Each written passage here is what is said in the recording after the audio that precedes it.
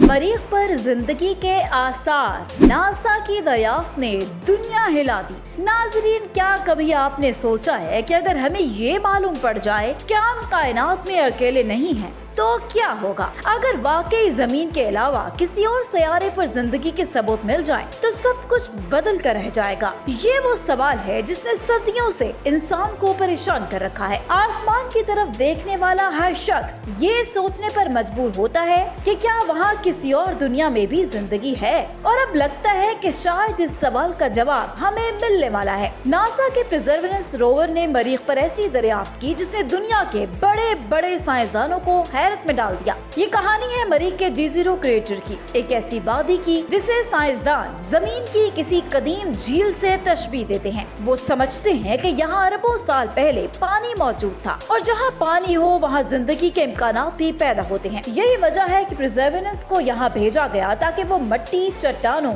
और नमूनों को इकट्ठा करे और देखे कि कहीं इनमें जिंदगी के आसार तो छिपे नहीं। पिछले चंद सालों से परसेवरेंस मरीख की मिट्टी और पत्थरों को कंगाल रहा है, मगर अब जो दरियाफ्त सामने आई वो सबसे ज्यादा हिला देने वाली है। नरेटवा वैली नामी वादी में मिट्टी और चट्टानों से ऐसी मादियात मिले हैं जो जमीन पर अमूमन नामियाती मादे के साथ जुड़े होते हैं। इसका मतलब ये है कि मरीख पर कोई न कोई कीमियाई अमल जरूर हुआ है। ऐसा अमल जो या तो किसी गैर जिंदा अमल का नतीजा था, या फिर वाकई वहाँ कभी जिंदगी मौजूद थी। ये कहानी यहाँ खत्म नहीं होती। इस वादी में एक खास पत्थर मौजूद है जिसे साइंसदानों ने चियावा फॉल्स का नाम दिया है। जब पहली बार इस पत्थर की तस्वीर सामने आई तो साइंसदान हैरान रह गए। इस पर बने अजीबोगरीब धब्बे किसी पॉपी सीड्स या लेपर्ड स्पॉट्स की तरह दिखाई दे रहे थे। जब रिसर्चर्स ने इस धब्बों का तज्जिया किया तो मालूम पड़ा कि इनमें आयरन और फॉस्फेट मौजूद है। जमीन पर ऐसे अनासिर अक्सर बैक्टीरिया या खुर्दबीनी जानदारों की सरगर्मियों के नतीजा में बनते हैं। अब सवाल ये है कि क्या मरीख पर भी ऐसे खुर्दबीनी जानदार मौजूद हैं जिन्होंने ये निशानात छोड़े,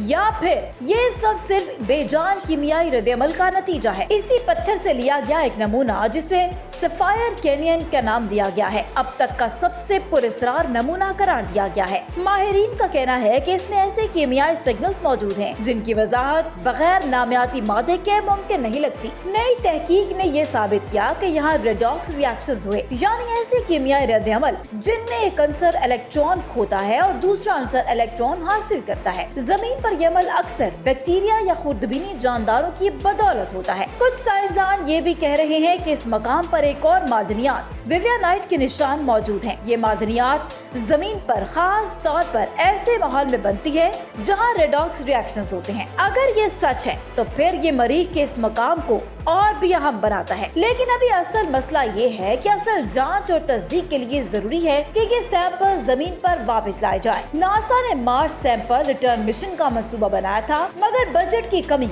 और सियासी तरजीहात के बदलने की वजह से ये मंसूबा अब खतरे में है। जब तक ये नमूने जमीन पर नहीं पहुंचते, तब तक ये राज मुकम्मल तौर पर नहीं खुलेगा। जरा सोचिए, अगर ये सैंपल जमीन पर पहुंच जाएं और लेबोरेटरी में इनका तज्जिया किया जाए तो क्या मंजर होगा। अगर वाकई इनमें माइक्रोब्स या जिंदगी के आसार मिल गए तो ये इंसानियत की सबसे बड़ी दरियाफ्त होगी। इसका मतलब होगा कि जिंदगी सिर्फ जमीन तक महदूद नहीं, बल्कि कायनात में और भी कई जगहों पर मौजूद है। और अगर ये सब कुछ सिर्फ एक कीमियाई अमल का नतीजा निकला तो भी ये इतना हैरत अंगेज होगा, क्योंकि ये हमें बताएगा कि कायनात में जिंदगी के बगैर भी किस हद तक पेचीदा कीमियाई रद्द-ए-अमल हो सकते हैं। फिलहाल साइंसदान एहतियात से चल रहे हैं। वो कहते हैं कि अभी कुछ भी हतमी तौर पर कहना जल्दबाजी होगी, मगर एक बात तो तय है कि परसेवरेंस की ये दरियाफ्त हमें मरीख के माजी को समझने के बहुत करीब ले आई है। अब सवाल ये है कि क्या ये माजी वाकई किसी जिंदगी का था, या सिर्फ एक मुर्दा सयारे की कहानी है जिसने इंसानियत को सदियों तक हैरान रखा है।